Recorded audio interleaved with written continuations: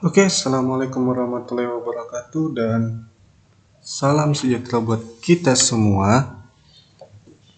Hari ini kita akan membahas materi di kelas 8 bab 1 tentang memahami kedudukan dan fungsi Pancasila.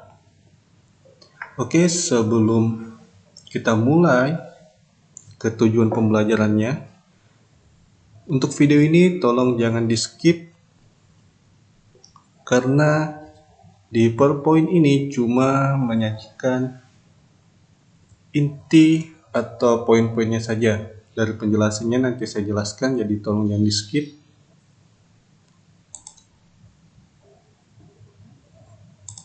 Oke, untuk masuk di tujuan pembelajaran hari ini ada 3 poin.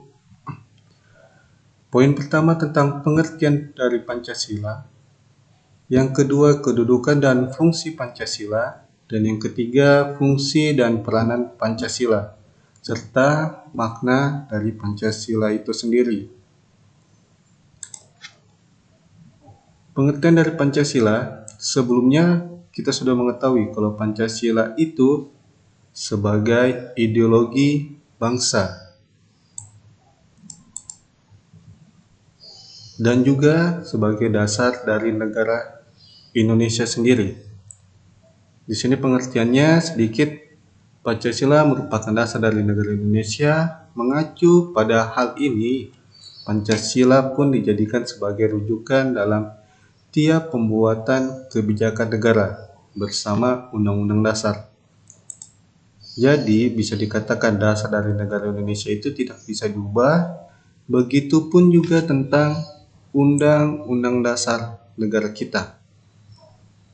Ya, tidak dapat diubah ataupun digantikan dengan ideologi manapun. Tapi tidak hanya itu, Pancasila juga merupakan ideologi bangsa, yang berarti Pancasila adalah pedoman kita sebagai warga negara Indonesia dan berperilaku.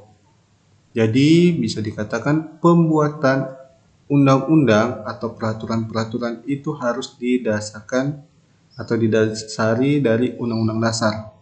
Tidak boleh bertentangan dari Undang-Undang Dasar itu sendiri.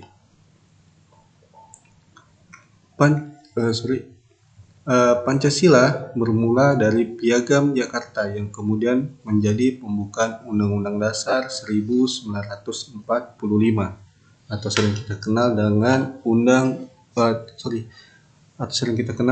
UUD 1945.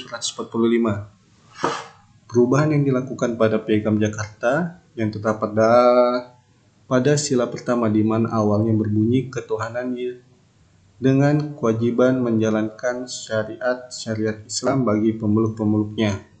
Kemudian berganti menjadi ketuhanan yang Maha Esa yang mencakup seluruh masyarakat Indonesia. Atas pertimbangan-pertimbangan ini, menjadi ketuhanan yang Maha Esa itu dikarenakan negara Indonesia itu bukan hanya didominasi dengan umat atau agama Islam saja, tetapi ada sekitar 5 agama dan 1 kepercayaan yang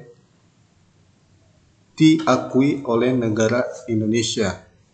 Makanya berubah menjadi ketuhanan yang Maha Esa.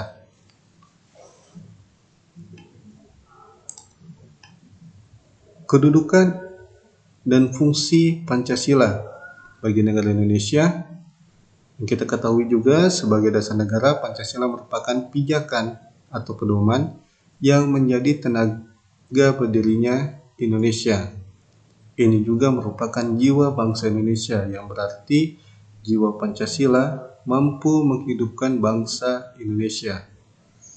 Sebagai kepribadian bangsa, Pancasila memiliki corak khas yang menjadi perbedaan antara bangsa Indonesia dengan bangsa yang lain.